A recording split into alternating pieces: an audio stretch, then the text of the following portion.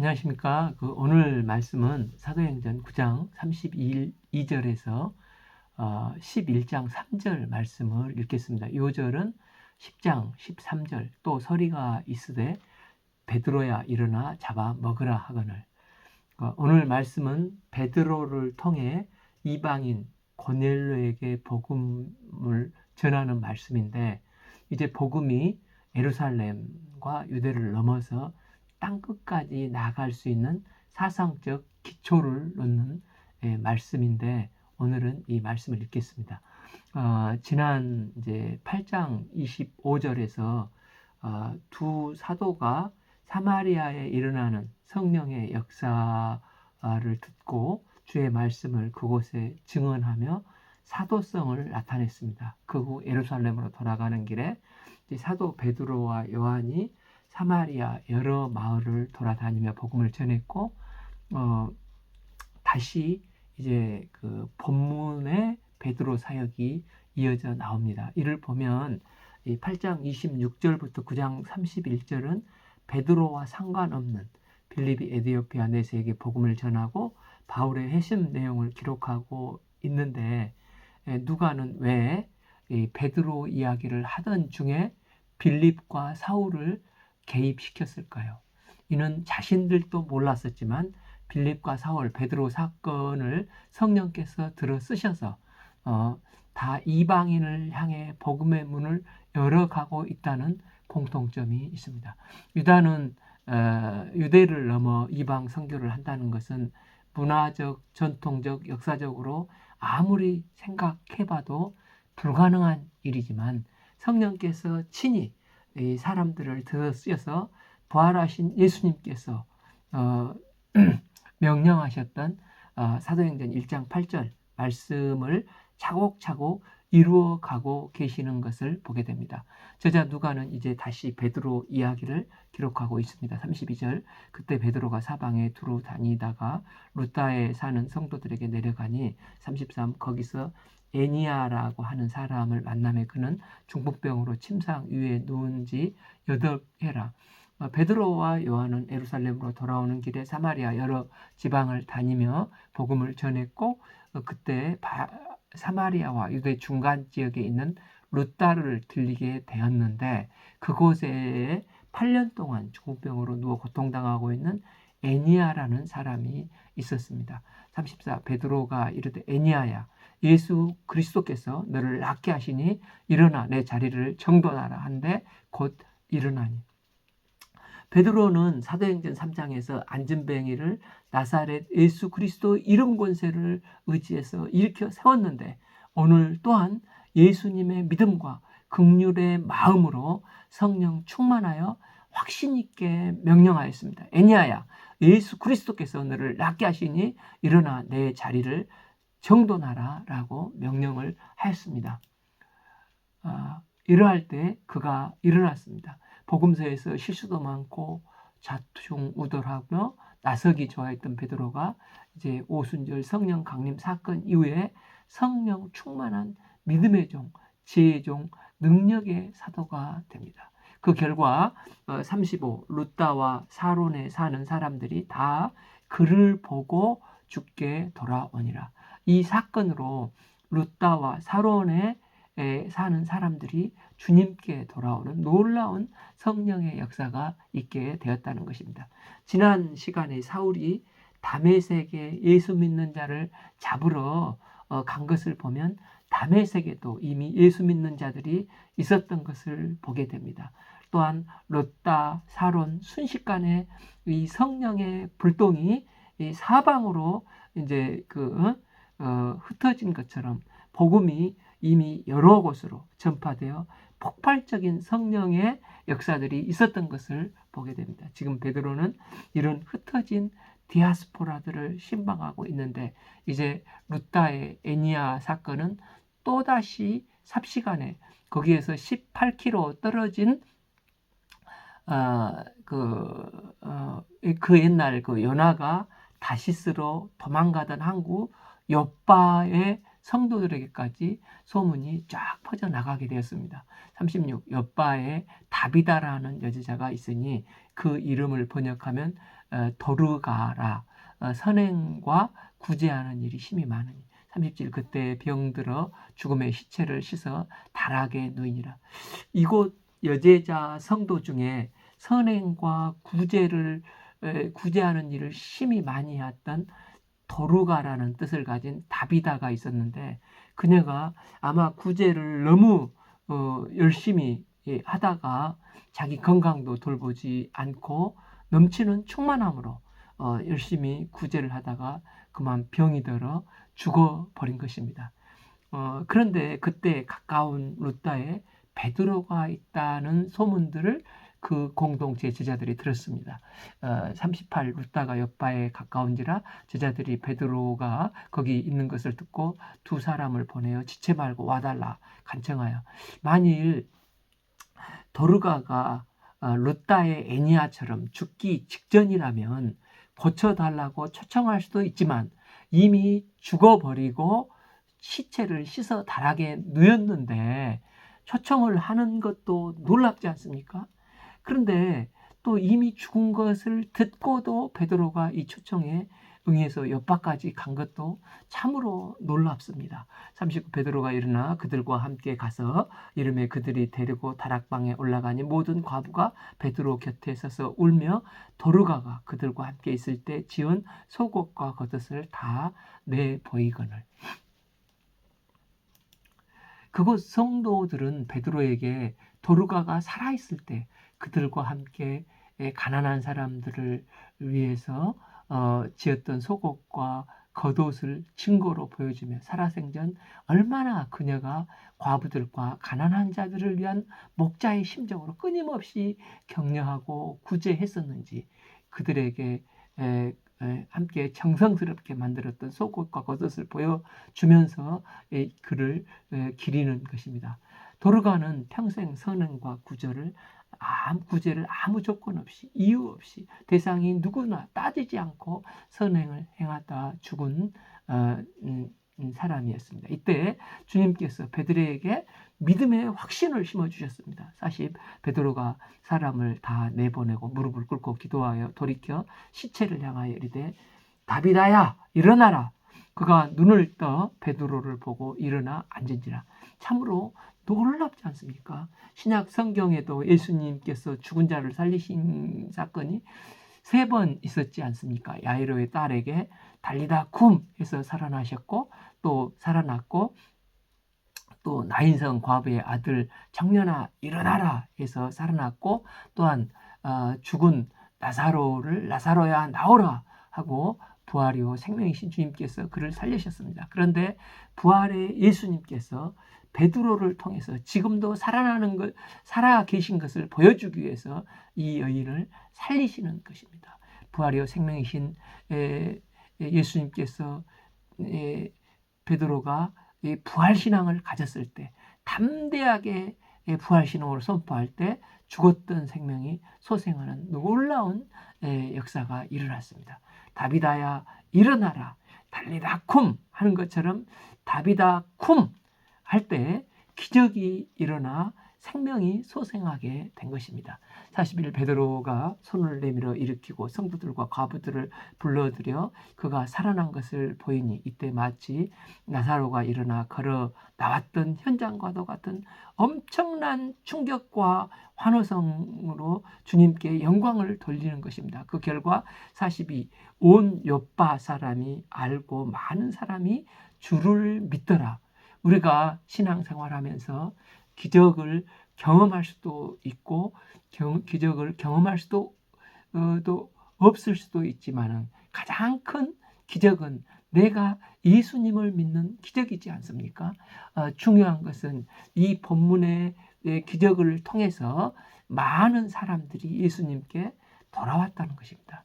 이 기적을 통해서 그녀가 살아나서 더 많은 사람에게 구제하고 좋은 영향력을 끼치는 것도 있지만 더 중요한 것은 많은 사람들이 이 사건을 통해서 예수 그리스도가 생명의 주라는 사실을 이제 복음의 능력을 믿고 많은 사람들이 주님을 믿고 돌아왔다는 것입니다. 이처럼 우리가 속하는 공동체 사역의 궁극적인 목적은 내가 잘 먹고 잘 사는 게 아니라 예수님을 드러내는 것입니다. 우리를 통해 다른 사람이 예수님을 믿고 신앙이 약했던 사람이 더욱더 믿음의 견고에 서갈 때 얼마나 감사하겠습니까? 우리가 이런 귀한 사역에 쓰임받는 성도들이 될 수 있기를 기도합니다. 43 베드로가 옆바에 여러 날 있어 시몬이라는 무두장이의 집에 머무니, 여기서 무두장이는 피역 제조업자로 죽은 짐승의 껍질을 벗겨서 여러 가지 공방의 공예품, 즉 이제 가죽옷이나 또 소파 등을 만들어서 생산하는 자들입니다. 베드로가 이 시몬이라는 무두장이 집에 머물렀습니다. 이때 10장은 하나님은 고넬료라는 사람을 쓰셔서 이방인의 세계에 복음의 문을 열게 하시는 말씀입니다. 가이사랴 고넬료라 하는 사람이 있으니 이달리아 부대라 하는 군대의 백부장이라. 이 가이사랴는 당시 유대의 행정상 수도였습니다. 고넬료는 100여 명의 군인들을 통솔하는 지휘관 백부장이었습니다. 그가 경건하여 온 집안과 더불어 하나님을 경외하며 백성을 많이 구제하고 하나님께 항상 기도하더니, 그는 경건한 사람으로 아마 그가 유대 지역에 파견 나와서 유대교로 개종하고 그 자신뿐만 아니라 가족들도 함께 하나님을 경외하며 섬겼던 사람인 것 같습니다. 그는 나아가서 백성들을 많이 구제하고 항상 기도하는 사람이었다는 것입니다. 보통 이런 식민지에 파견되면 함부로 여기고 오히려 착취할 건데, 고넬료는 그곳에서 사람들을 불쌍히 여기고 사업가도 아닌 군인이 참 집 한 칸 마련하기도 쉽지 않는 월급이었을 건데, 그는 자기의 사비를 털어서 구제를 했다는 것입니다. 또한 환상을 보는 사건을 볼 때 그는 대충 기도하는 사람이 아니라 항상 깊게 기도하는 사람으로 하나님을 경외하는 사람이었다는 것입니다. 하루는 제9시가 되어서 환상 중에 밝히 범에 하나님의 사자가 들어와 이르되 고넬료야 하니, 여기서 이제 9시는 우리 시간으로 6시간을 감하면 되니까 오후 3시. 오후 3시에 고넬료는 기도하는 중에 환상을 본 것입니다. 고넬료가 주목하여 두려워하여 이르되 주여 무슨 일이니까? 천사가 이르되 내 기도와 구제가 하나님 앞에 상달되어 기억한 바 되었느니. 천사가 내 기도와 구제가 하나님 앞에 상달되어 기억한 바 되었다는 것입니다. 그래서 그는 평소 늘 깨어 기도한 사람이었던 것을 보게 됩니다. 그의 신앙 자세를 보시고 그래서 특별한 방향을 이제 주의 사자가 주시는 것입니다. 내가 지금 사람을 옆바에 보내어 베드로라 하는 시몬을 청하라. 일반적으로 성령께서 역사하실 때는 시간과 장소와 사람을 주관하십니다. 그래서 성령 하나님은 지금 고넬료에게 옆바에 가서 베드로라는 사람을 만나도록 구체적으로 지시를 하십니다. 성령 하나님을 의지할 때 하나님은 가장 적합한 길로 우리를 인도해 주시는 분이십니다. 그는 무두장이 시몬의 집에 있었하니 그 집은 해변에 있다 하더라. 지금 베드로는 어디에 있는지를 분명히 가르쳐 주십니다. 7. 마침 말하던 천사가 떠나매 고넬료가 집안 하인 둘과 부하 가운데 경건한 사람 하나를 불러 8. 이 일을 다 이루고 옆바로 보내니라. 여기서 마침은 하자마자로, 천사가 떠나자마자 고넬료가 사람들을 시켜서 즉각적으로 천사가 지시하는 말씀을 즉각 순종을 하는 것을 보게 됩니다. 그 이튿날 그들이 길을 가다가 그 성에 가까이 갔을 때 베드로가 기도하려 지붕에 올라가니 그 시간은 제6시더라. 이제 베드로가 본 환상이 이야기가 나옵니다. 고넬료에게 환상을 보여주신 성령님께서 이제는 베드로를 주관하사 환상을 보여주고 있습니다. 그 다니엘서 6장 10절이나 지난번 읽었던 사도행전 3장에서 보듯이 유대인들은 하루 3번 오전 9시, 정오 12시, 오후 3시에 기도를 하지 않습니까? 베드로도 시간을 내서 6시간 차이가 나니까 정오에 기도를 하고 있었습니다. 가이사라에서는 고넬료가 보내서 이미 출발을 했고 그 이제 타이밍에 딱 맞춰서 마침 베드로는 옥상에서 기도를 하는 중에 환상을 본 것입니다. 한치의 오차도 없으신 성령님의 이 카이로스가 참으로 이 3시간 간격으로 놀랍지 않습니까? 그가 본 이때의 환상은 무엇이었습니까? 그가 시장하여 먹고자 하며 사람들이 준비할 때 황홀 중에 10일 하늘이 열리며 한 그릇이 내려오는 것을 보니 큰 보자기 같고 내 귀를 메어 땅에 엎드렸더라. 10일 그 안에 땅에 있는 각종 4발 가진 짐승과 기는 것과 공중에 나는 것이 있더라. 지금 굉장히 놀라운 장면을 환상 중에 보여주고 계시지만 베드로는 처음에 이게 무슨 뜻인지 전혀 모르고 있습니다. 유대인들은 하나님의 택하신 백성은 유대인들 뿐이고 이방인들은 개와 같고 택함받지 못한 백성이다 하는 뿌리 깊고 철저한 이 선민의식이 꽉 잡혀 있었지 않습니까? 그런데 이것은 베드로도 마찬가지입니다. 그래서 그들은 레위기 그 11장에 나오는 정결법 규례들을 수천 년 동안 철저하게 지켜왔습니다. 그런데 지금 베드로에게 욥바에 있을 때 하나님께서 지금 환상을 보여주십니다. 그 두루마리 안에는 땅에 있는 각종 4발 가진 짐승과 기는 것, 공중에 나는 것, 각종 부정하고 더러운 것들이 가득 들어있는 것입니다. 그런데 또 소리가 있으되 베드로야 일어나 잡아먹으라. 이것을 더럽다 하지 말고 잡아먹으라고 하는 것입니다. 이에 베드로는 본능적으로 이제 거부 반응을 합니다. 14 베드로가 이르되 주여 그럴 수 없나이다. 속되고 깨끗하지 아니한 것을 내가 결코 먹지 아니하겠나이다. 베드로가 의롭고 명령하신 하나님에게 오히려 지금 반발을 하는 것입니다. 그런 굉장히 강하게 부인을 하고 있지 않습니까? 우리는 앞부분에서 베드로가 엄청난 믿음의 모습을 가지고 있는 것을 봤습니다.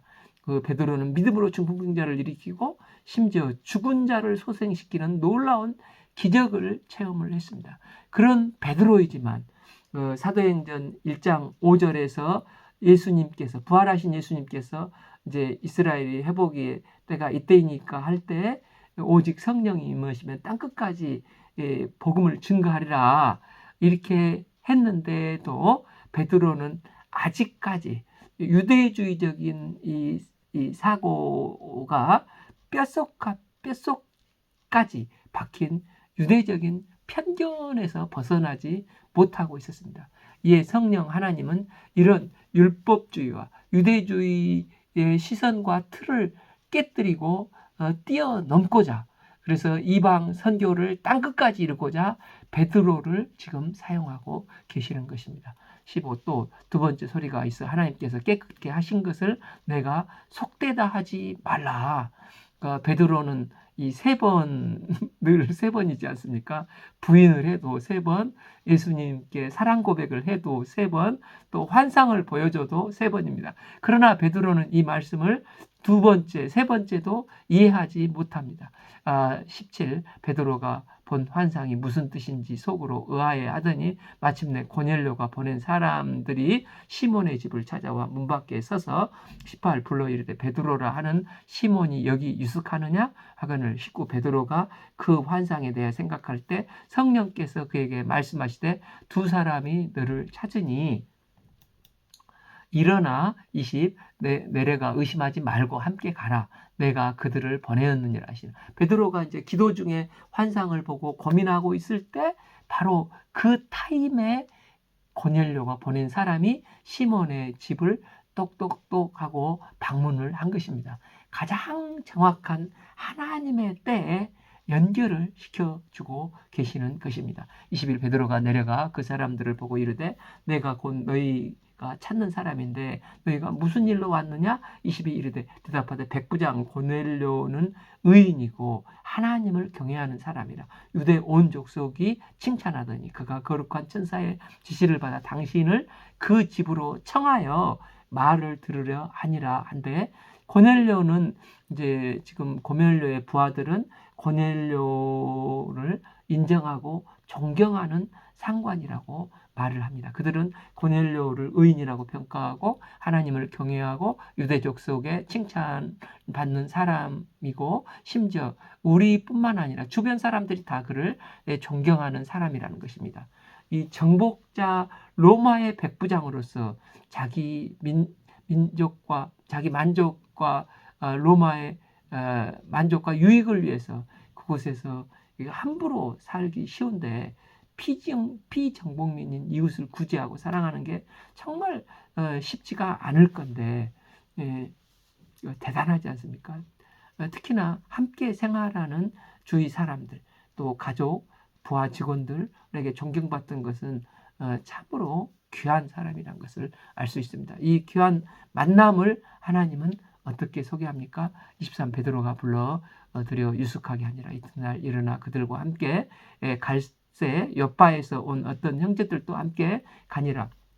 24 이튿날 가이사랴에 들어가 고넬료가 그의 친척과 가까운 친구들을 모아 기다리더니 베드로가 있던 여파라는 곳에 곳과 가이사라는 약 그 48km 떨어진 거리인데 그곳에 가서 마침내 베드로와 고넬료가 만나게 됩니다. 25 마침내 베드로가 들어올 때 고넬료가 맞아 발 앞에 엎드려 절하니.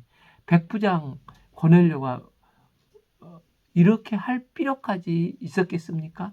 그는 정복국가의 백부장인데 누구에게도 꿀리지 않는 스펙이 있는데, 반면 로마인 입장에서 베드로는 지극히 평범한 인물인데 그가 베드로 앞에 엎드린다는 것은 정말 쉽지가 않습니다. 고넬료가 이런 반응을 한 것은 정말 하나님을 경외하는 겸손한 사람이었다는 것을 알 수 있습니다. 이를 보고 베드로도 굉장히 놀란 것입니다. 그래서 26절 베드로가 일으켜 이르되 일어나라, 나도 사람이라 하고.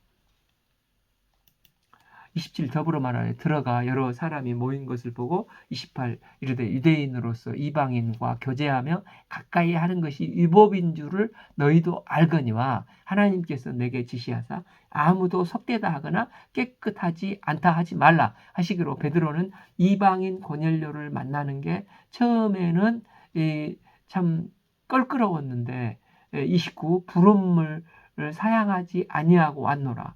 묻노니 무슨 일로 나를 불렀느냐. 베드로는 유대인으로서 이방인을 만난 것이 위법인데 그럼에도 불구하고 하나님께서 나를 이것에 부르시고 인도하셔서 이곳에 오기는 왔는데 나도 무슨 일로 이곳에 부르셨는지 잘 모르겠다는 것입니다. 이 두 사람의 만남에서 대단히 흥미로운 점이지 않습니까? 고넬료도 왜 베드로를 만나야 하는지 모르고 초청을 받은 베드로도 지금 고넬료를 만나서 도대체 무슨 얘기를 해야 되는지 그냥 온 것입니다. 우리는 보통 뭔가 확실을 해야 움직이는 속성이 있지 않습니까? 그런데 하나님의 역사 방법은 때로는 말씀을 앞세워 갈 때 마치 아브라함처럼 갈 바를 알지 못하고 먼저 순종해야 할 때가 있다는 것입니다. 그런데 이들이 이렇게 성령의 뜻에 순종했을 때 이방 선교의 지평이 활짝 열리는 위대한 사건으로 연결이 되는 것입니다. 30 고넬료가 이르되 내가 나흘 전에 이맘때에 새벽까지 내 집에서 제9시에 기도를 하는데 갑자기 한 사람이 빛난 옷을 입고 내 앞에 서서 30일 말하되 고넬료야, 하나님이 내 기도를 들으시고 내 구제를 기억하셨으니 30이 사람을 옆바에 보내어 베드로라 하는 시몬을 청하라. 그가 바닷가 무두장이 시몬의 집에 유숙하느니라 하기로. 고넬료는 성령 하나님께서 어떻게 인도하셨는가를 이야기하면서 이제 내가 말씀을 들을 준비가 되어 있음을 이야기합니다. 33. 내가 곧 당신에게 사람을 보내었는데 오셨으니 잘하였나이다. 이제 우리는 주께서 당신에게 명하신 모든 것을 듣고자 하여 다 하나님 앞에 있나이다. 이 사건을 통해 베드로는 하나님의 복음에 대해서 새로운 사실을 깨닫게 되었습니다. 34. 베드로가 입을 열어 말하되 내가 참으로 하나님은 사람의 외모를 보지 아니하시고 35. 각 나라 중 하나님을 경외하며 의를 행하는 사람은 다 받으시는 줄을 깨달았노라. 그는 하나님은 사람의 중심을 보시는 분이시고 또한 유대인의 하나님이실 뿐만 아니라 만유 이방인의 주로서 이방인의 하나님도 되시는 사실을 깊게 깨닫고 영접을 하게 된 것입니다. 수천 년 고정관념 속에서 이 사실을 깨닫는 게 얼마나 힘들고 또 놀라운 일이었습니까? 이는 마치 이 천동설을 그때까지 철석같이 믿고 있었을 때 그야말로 혁명적인 지동설을 주장한 이 코페르니쿠스적인 전환이 이루어진 것으로 이제 복음이 유대에 머물러 있지 않고 이방인으로 향해 나가는 땅끝까지 향해 나가는 계기가 된 것입니다. 베드로는 예수님을 36절의 만유의 주 되신 예수 그리스도로 말미암아 예수님이 만유의 주가 되심을 증거합니다. 36b 또한 화평의 복음을 전하사 이스라엘 자손에게 보내신 말씀을 하셨다고 하면서 화평의 복음이라고 말합니다. 이 화평의 복음은 하나님과 인간과 인간 또 민족과 민족을 화평케 하는 복음입니다. 인간은 범죄함으로 거룩하신 의로우신 하나님과 이게 관계가 단절이 돼서 원수가 되었습니다.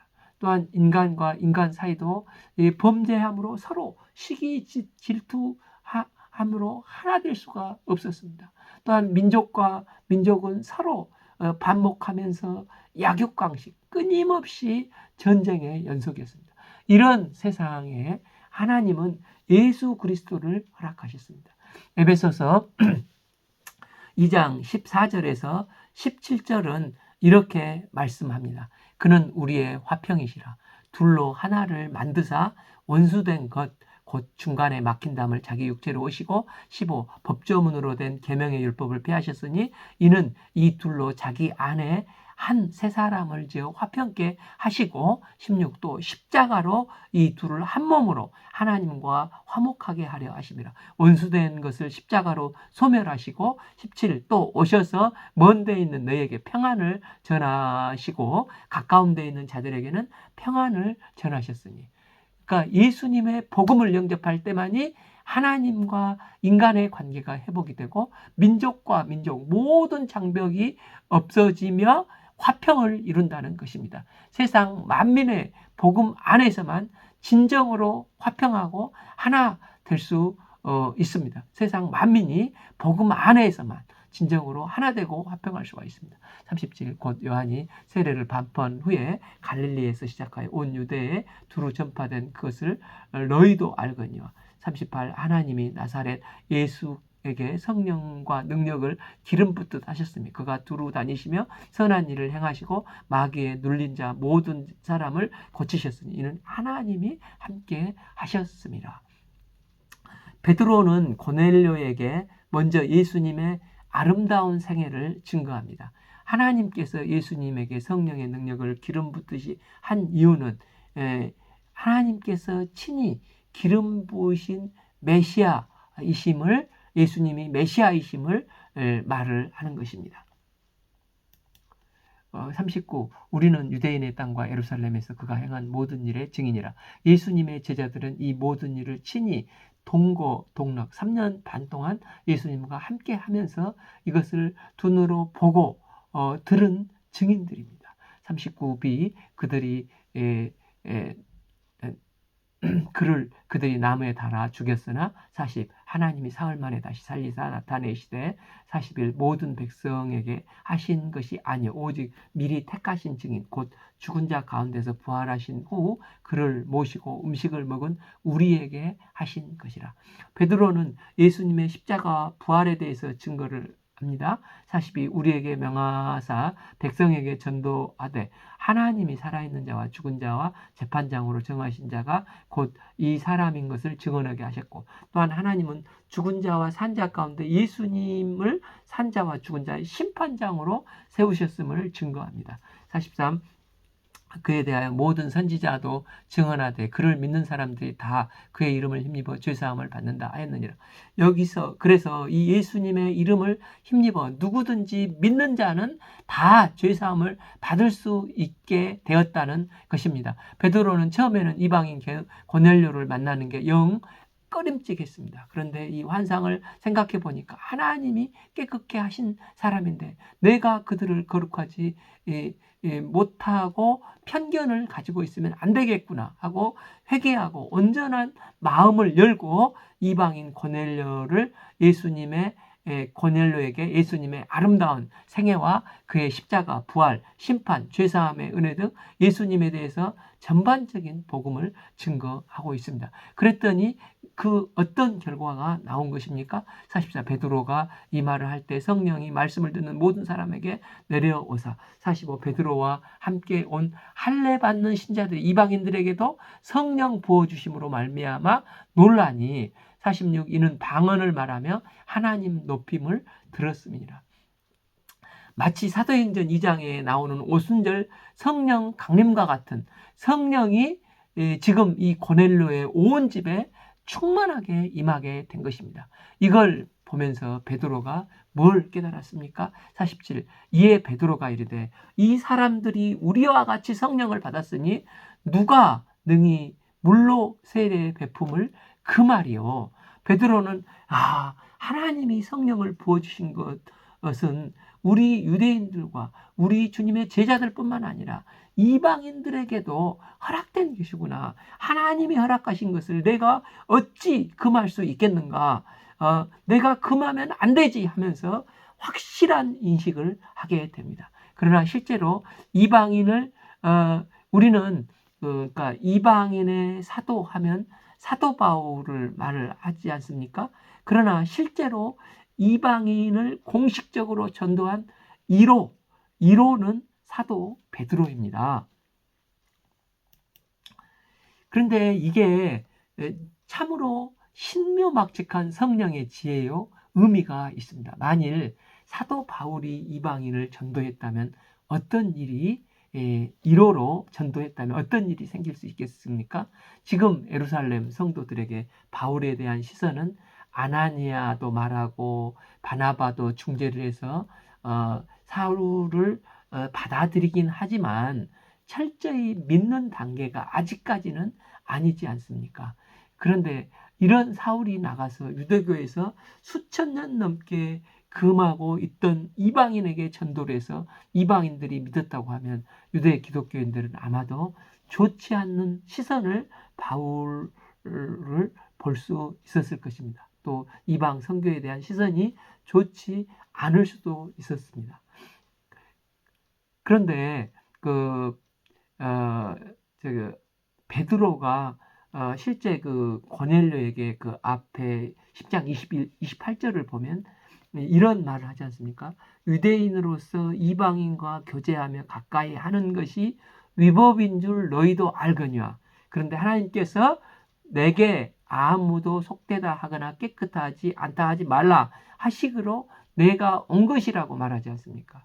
그러니까 이걸 볼 때 심지어 베드로도 기본 시각이 이런데 40절, 44절 이하에 성령을 부어주신 것을 보고 베드로가 놀라서 이 사람들이 우리와 같이 성령을 받았으니 누가 능히 물로 세례를 베품을 그 말이요 하고 이제 48 명하여 예수 그리스도 이름으로 세례를 베풀라 하니라. 그들이 베드로에게 며칠 더 머물기를 청하니라 해서 그들과 함께 베드로는 먹고 자고 하면서 지냈습니다. 그런데 뒤에 이제 11장에 보면 베드로의 행동을 보고 유대인들 사이에서 난리가 났습니다.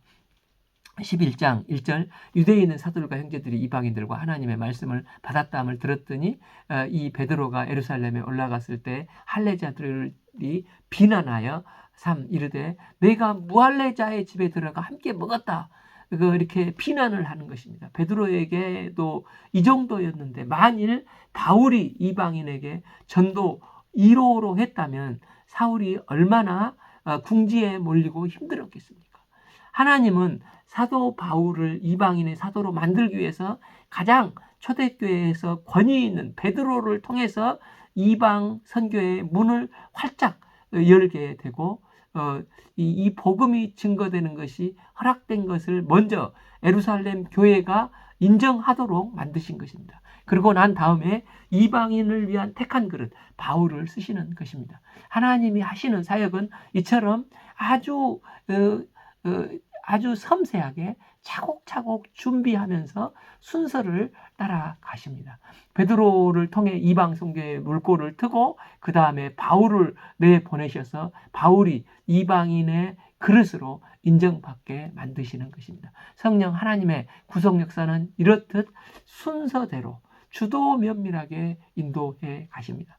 우리의 인생길도 되돌아보면 우연히 함부로 인도하지 않으시고 주께서 아주 세밀하게 내 인생을 디자인하시고 그 계획대로 은사는 은사대로 다 쓰시면서 섬세하게 한 걸음 한 걸음 인도해 가시는 것을 보지 않습니까? 우리는 왕 같은 제사장이요 택하신 하나님의 소유입니다.